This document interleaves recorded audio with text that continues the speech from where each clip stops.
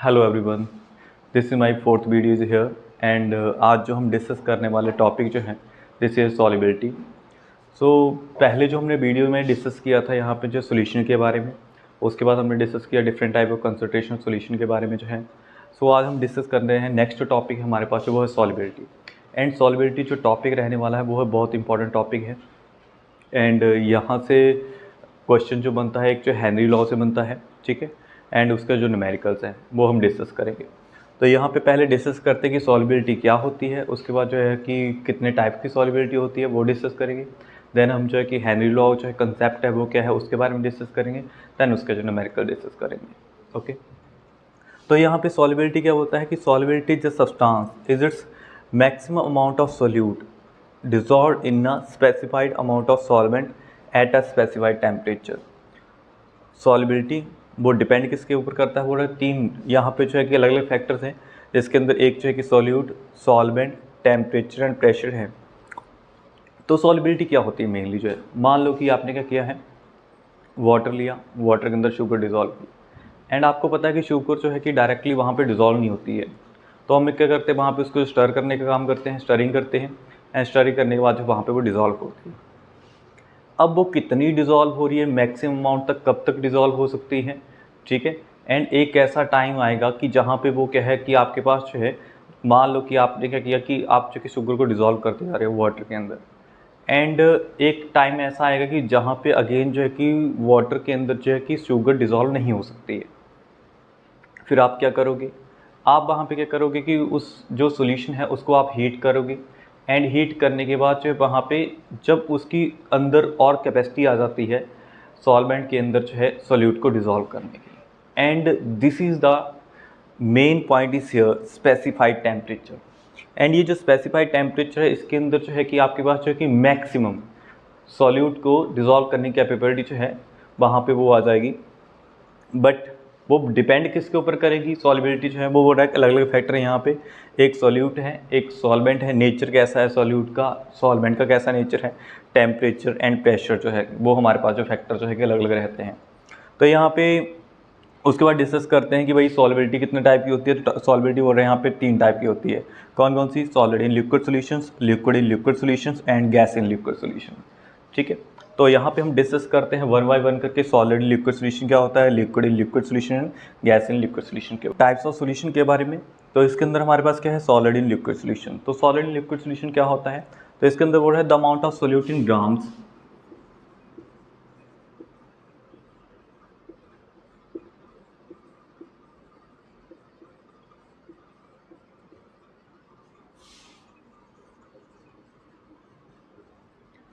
present in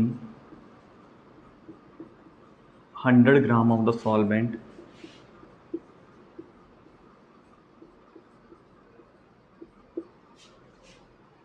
in a saturated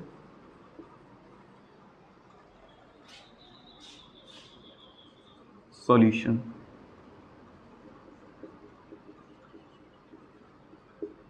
at a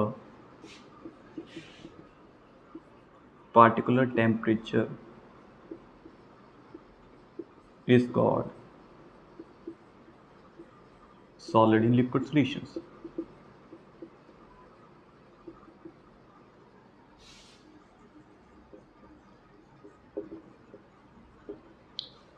okay, तो what are the amount of solute in grams present in 100 gram the solvent, ठीक है।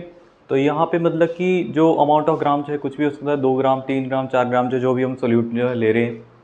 And 100 gram of solvent जो fix रहेगा। इसके अंदर जो है कि वो रहा है सैचुरेटेड सॉल्यूशन। तो सैचुरेटेड सॉल्यूशन मतलब कि एक ऐसा पॉइंट एंड एक ऐसे टेम्परेचर के ऊपर जहाँ पे मैक्सिमम सोल्यूट जो है आपका जो डिजॉल्व हो सकता है, ठीक है। तो मैक्सिमम अमाउंट ऑफ सोल्यूट जो है जिसके अंदर आपका डिजॉल्व होगा,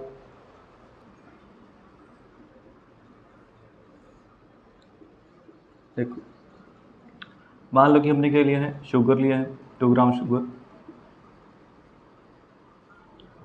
शुगर क्रिस्टल, उसको हम डिजॉल्व कर रहे हैं जो लिक्विड के अंदर। एंड ये कितने ग्राम है हमारे पास, जो 100 ग्राम है। सॉल्वेंट जो आपके पास जो वाटर हो गया।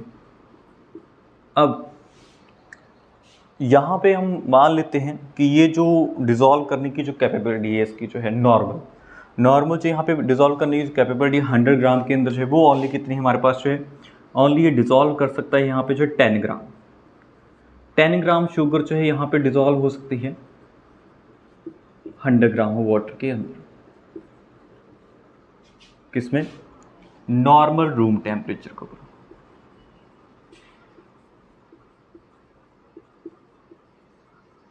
नॉर्मल रूम टेम्परेचर ऊपर अगर हमारे पास बोल रहा है कि at saturated solution, saturated solution ऐसे सॉल्यूशन होते हैं जहाँ पे एट पार्टिकुलर टेम्परेचर के ऊपर, तो यहाँ पे हम क्या करेंगे, पार्टिकुलर टेम्परेचर के ऊपर मान लो कि हम क्या कर रहे हैं, हम चाहे इस सॉल्यूशन को हीट कर रहे हैं, हीट अप्लाई की, एंड हीट अप्लाई करने के बाद इसके अंदर जो कैपेबिलिटी आ गई वो मान लो कि 15 ग्राम आ गई शुगर को डिज़ोल्व करने की कैपेबिलिटी जो है 100 ग्राम के अंदर जो है, ठीक है, एट पार्टिकुलर टेम्परेचर।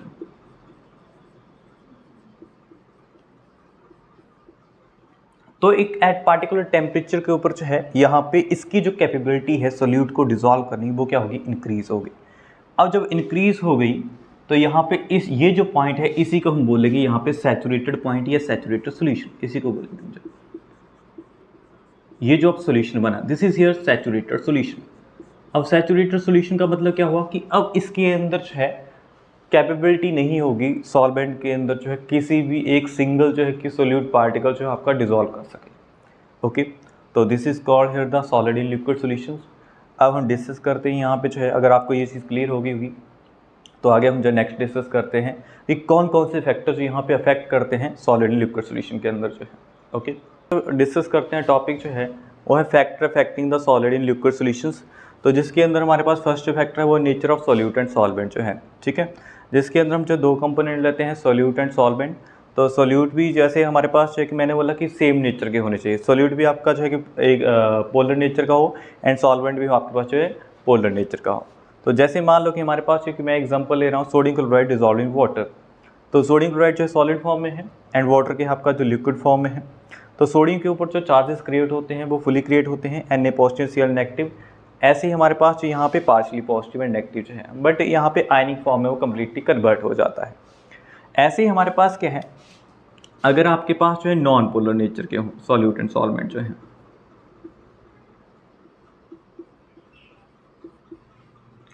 सॉल्यूट भी आपका नॉन पोलर नेचर का हो एंड सॉल्वेंट भी नॉन पोलर, ठीक है। अब इसके अंदर हमारे पास जो है प्रोटीन्स, सॉल्यूट के अंदर जो है प्रोटीन्स होगी, वो ओनली जो कभी भी वाटर के अंदर डिजॉल्व नहीं हो सकती हैं। वो हमारे पास जो है कि जो नॉन पोलर सॉल्वेंट है, बेंजीन है, ईथर है, वो हमेशा ही आपके जो है नॉन पोलर सॉल्वेंट के अंदर जो डिजॉल्व होंगी। ओके,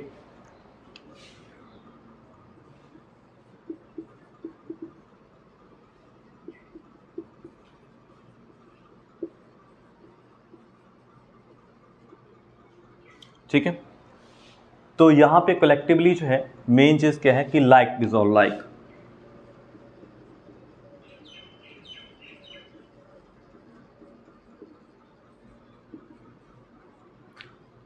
अगर सॉल्यूट जो सॉल्वेंट को लाइक करता है तभी वो उसके अंदर डिजॉल्व होगा। अगर सॉल्यूट जो सॉल्वेंट को डिजॉल्व नहीं लाइक नहीं करेगा तो वो उसको जो है वहाँ पे डिजॉल्व नहीं करेगा अपने अंदर जो है, ठीक है।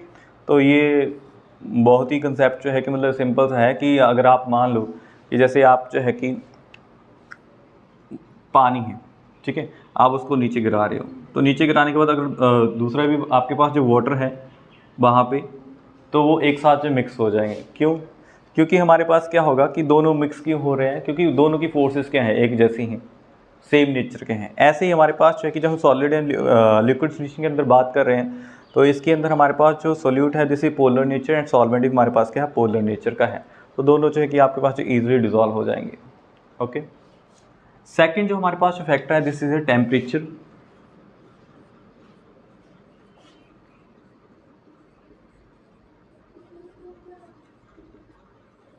टेम्परेचर, अब टेम्परेचर का क्या रोल रहने वाला हमारे पास जो है इसके अंदर जो है, तो यहाँ पे अगर आप जो है देख लो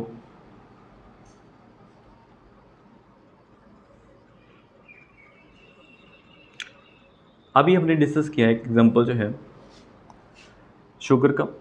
तो मैंने क्या किया, शुगर ऐड की इसके अंदर जो है वाटर के अंदर। अगर मैं वाटर के अंदर डिज़ोल्व कर रहा हूँ शुगर जो है, तो हमने डिस्कस किया कि वाटर के अंदर नॉर्मल टेम्परेचर के ऊपर जो शुगर डिज़ोल्व हो रही थी वो ओनली, मान लो कि हमारे पास जो शुगर हमने इनिशियल में ली थी 2 ग्राम, उसको मैंने जो यहाँ पे रेंज बढ़ा दी 10 ग्राम जो है। 10 ग्राम कितने अंदर, 100 ग्राम वाटर के अंदर। अब ये किसके ऊपर है, ये नॉर्मल टेम्परेचर के ऊपर है,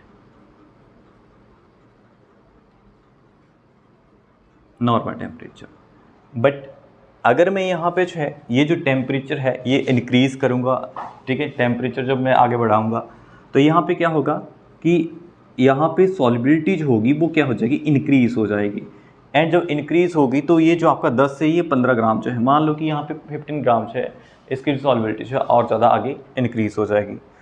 तो टेम्परेचर का जो रोल है यहाँ पे सॉल्युबिलिटी के अंदर जो बहुत इंपॉर्टेंट है सॉलिड लिक्विड सॉल्यूशन के अंदर जो है, ठीक है।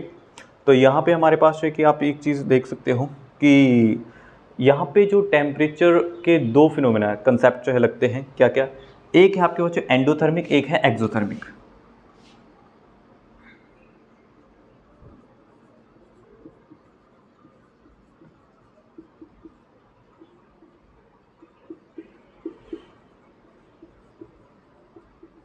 एक्सोथर्मिक जो है, एंडोथर्मिक का मतलब ईएन का मतलब एंटर, ठीक है। ईएन से आपने देखना है, दिस इज ईएन का मतलब मान लेना आपने जो this is enter, okay. And EX को आप मान लो क्या है, this is exit, okay.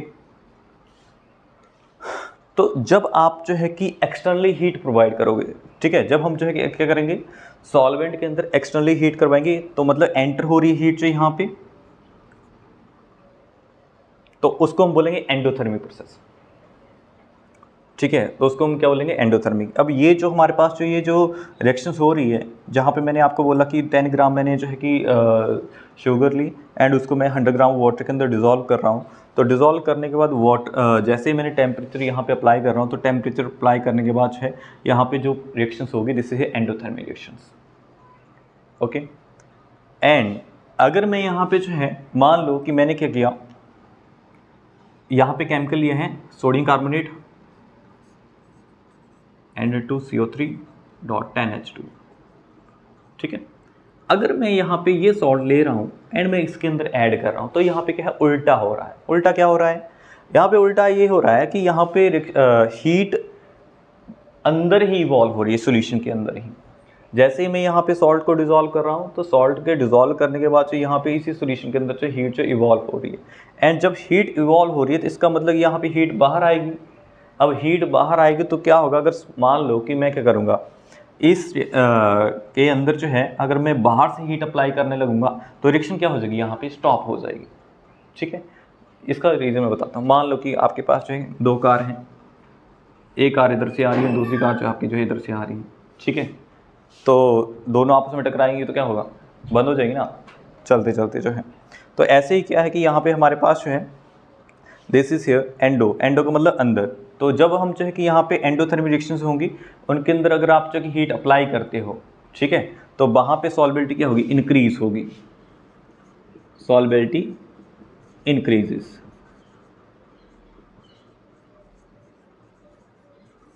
Okay. अगर हम जो यहाँ पे एक्सोथर्मिक रिएक्शंस के अंदर हीट अप्लाई करते हैं तो वहाँ पे सॉल्युबिलिटी डिक्रीज करती है। तो इनके अंदर हमारे पास क्या होगा, टेम्परेचर इंक्रीजेस,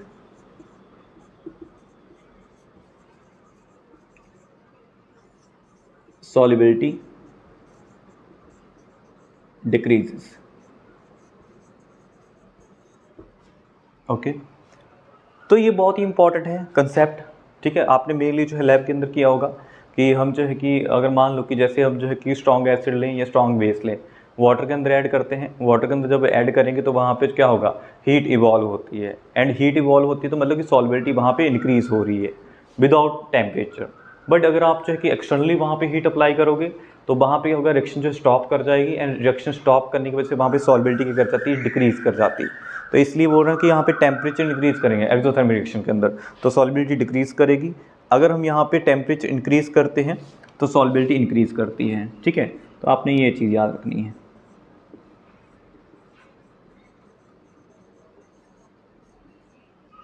ओके, फर्स्ट जो है नेक्स्ट फैक्टर जैसे प्रेशर।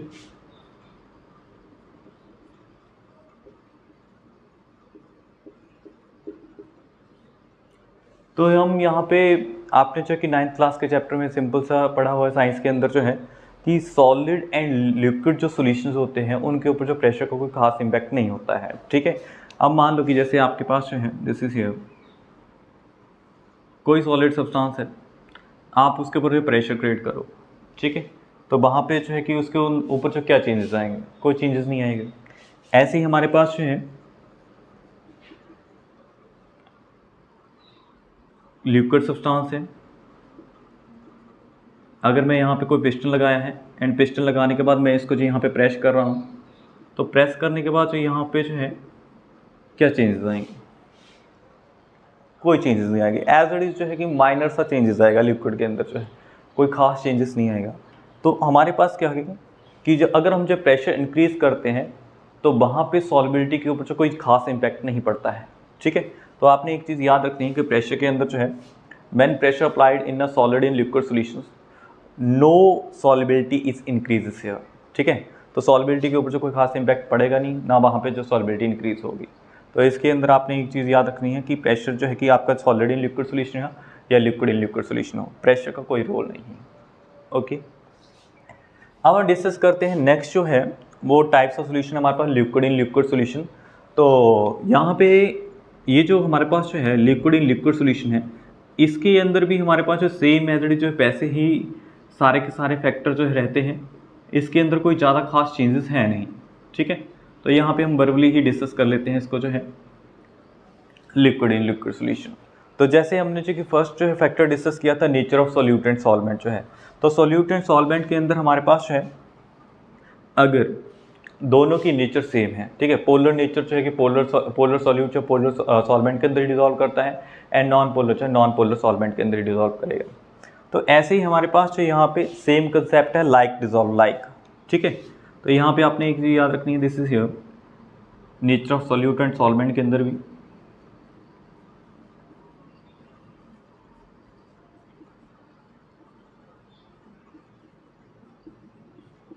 क्या है लाइक डिजॉल्व लाइक।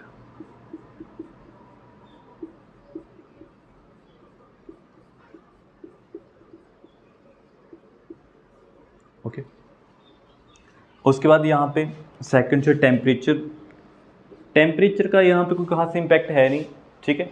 सॉल्युबिलिटी का ऑलमोस्ट है कि आपने देखा दो सॉलिड लिक्विड सब्सटेंस है सॉल्यूट एंड सॉल्वेंट भी, तो यहाँ पे हमारे पास जो कि नॉर्मल रूम टेम्परेचर में मिक्स हो जाते हैं, ठीक है, कोई खास इम्पैक्ट नहीं पड़ता है टेम्परेचर का। तो उसके बाद जो टेम्परेचर का भी कोई खास इम्पैक्ट नहीं है।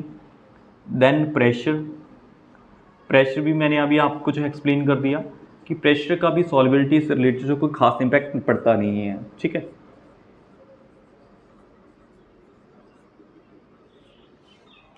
तो इसके अंदर हमारे पास जो है solid in liquid solution, liquid in liquid solution के अंदर जो है दोनों ही सेम रहते हैं, कोई खास डिफरेंस नहीं है। डिफरेंस कहाँ पे है, जो हम नेक्स्ट जो टाइप डिस्कस करने वाले हैं गैस इन लिक्विड सॉल्यूशन, उसके अंदर जो कि डिफरेंस है, ठीक है, वो हम डिस्कस करते हैं।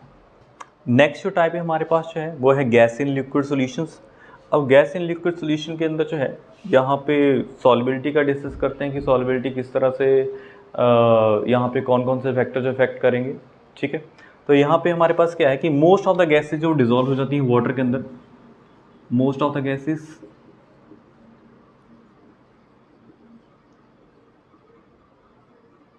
डिजोल्व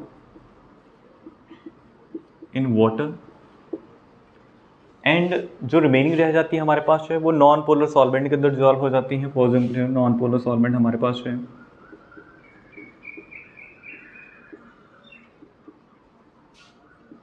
ईथर हो गया, बेंजीन हो गया,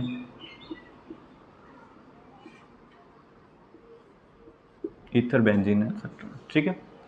तो यहाँ पे हमारे पास है इसके अंदर एक मैथमेटिकल डेरिवेशन भी है, वो पेपर के अंदर आती नहीं है इसलिए मैं करवाता नहीं यहाँ पे, ठीक है। तो अगर आपको चाहिए तो मैं नोट्स में अपना जो है कि सेंड कर दूँगा वहाँ पे। उसके बाद जो है कि हमारे पास जो है डिस्कस करते हैं मेन जो फैक्टर, कौन कौन से फैक्टर जो यहाँ पे जो है अफेक्ट करते हैं। तो फैक्टर अफेक्टिंग द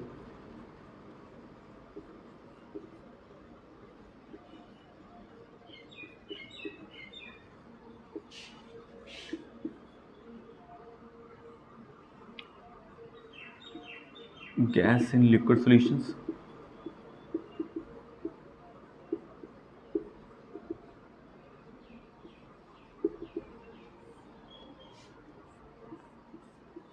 यहाँ पे भी सेम मेथड वैसे ही है, nature of solute and solvent.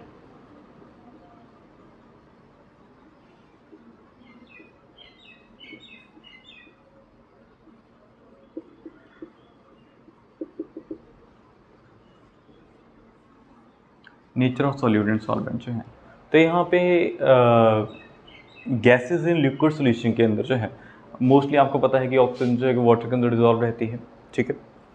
तो एंड जो भी हमारे पास सॉफ्ट कोल्ड ड्रिंक्स हैं, ठीक है, वो हम आगे डिस्कस करेंगे, वो भी क्या है प्रेशर के थ्रू से वहाँ पे डिजॉल्व होती हैं। तो इसके अंदर हमारे पास क्या है, for example polar solute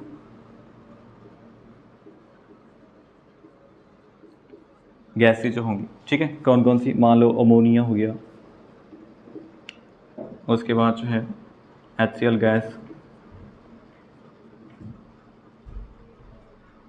these gases dissolve in water, ये गैसेज जो आपके वाटर के अंदर डिजॉल्व हो जाएंगी।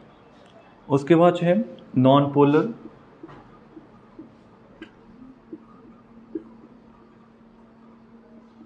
कौन कौन सी, नाइट्रोजन होगी आपके पास जो है, इथेन गैस होगी, ठीक है, इथेन गैस होगी। ये जो गैसेस हैं आपके पास जो है ये डिजॉल्व होंगी आपके पास जो है बेंजीन के अंदर, ईथर के अंदर, ठीक है, नॉन पोलर सॉल्वेंट के अंदर जो है डिजॉल्व होंगी। तो सेम कंसेप्ट है जैसे हमने सॉलिड लिक्विड सॉल्यूशन के अंदर किया, वैसे ही हमने यहाँ पे लिक्विड सॉल्यूशन के अंदर देखा, ऐसे ही हमारे पास जो गैस इन लिक्विड सॉल्यूशन के अंदर है, ठीक है। तो यहाँ पे भी सेम कंसेप्ट बनता है, लाइक डिजॉल्व लाइक।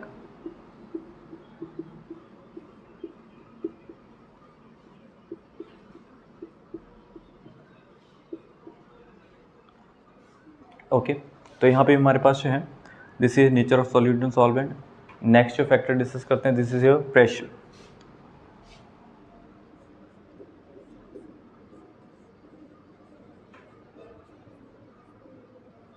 ठीक है, तो प्रेशर का जो यहाँ पे जो रोल है गैसेस के अंदर, गैस इन लिक्विड सॉल्यूशन, वो बहुत इंपॉर्टेंट है, ठीक है। अब क्या रोल है, अब देखो कि आपके पास जो है कि जो भी कुकिंग सिलेंडर गैस होती है हमारे पास जो है किचन के अंदर जो है, वो भी आपने देखा होगा कि वो प्रेशर के थ्रू फिलअप होती है।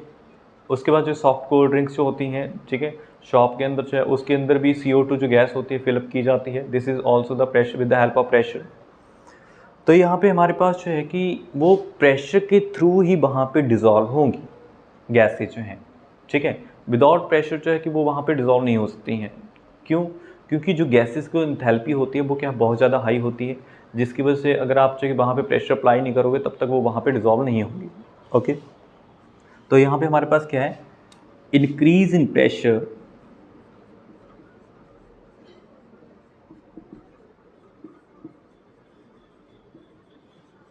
increase the solubility of gas।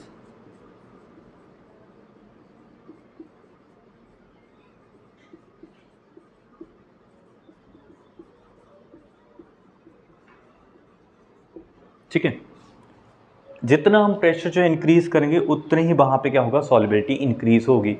इसका मतलब क्या बोल रहे हैं यहाँ पे कि जो हमारे पास जो कुकिंग सिलेंडर होते हैं यहाँ पे जितनी हम जो कि प्रेशर अप्लाई करते हैं उतनी वहाँ पे क्या होगी, गैस जो डिज़ोल्व होगी। ठीक है, तो this is very important for us. ठीक है, तो इसी के साथ जो है कि आगे नेक्स्ट जो भी हम जो है हेनरी लॉ डिस्कस करेंगे, तो उसी से रिलेटेड जो है कंसेप्ट है हमारे पास जो है कि हेनरी जो है कि यहाँ पे इसी को डिस्क्राइब करते हैं।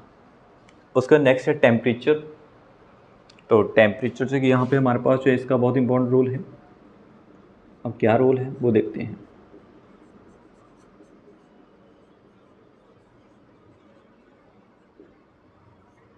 ठीक है, अब यहाँ पे देखो टेम्परेचर जो है, टेम्परेचर का रोल क्या है। आप अगर शॉप में गए होंगे तो वहाँ पे आपने जो है कि जो कोल्ड ड्रिंक्स होती हैं, आपने देखा होगा जो कोल्ड ड्रिंक्स जो फ्रिज के अंदर होती है उनका टेस्ट आता है, एंड जो फ्रिज के बाहर होती हैं उनका टेस्ट नहीं आता है। ठीक है, अब क्यों नहीं आता है? This is due to the reason temperature. ठीक है, अगर यहाँ पे टेम्परेचर जो है अगर आप इंक्रीज़ करते हो तो सॉल्युबिलिटी वहाँ पे क्या करती है? डिक्रीज़ करती है। एंड अगर वहाँ पे जो है टेम्परेचर जो हम डिक्रीज़ करते हैं तो सॉल्युबिलिटी वहाँ पे क्या करती है? इंक्रीज़ करती है। तो यहाँ पे अपोजिट है, तो आपने ये चीज़ याद रखनी है। When temperature increases the solubility of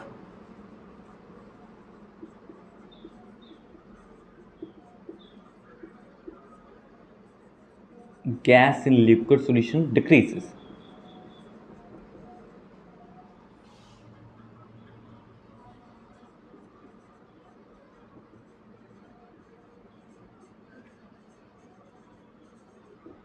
ठीक है, इतना क्लियर हो गया आपको जो है?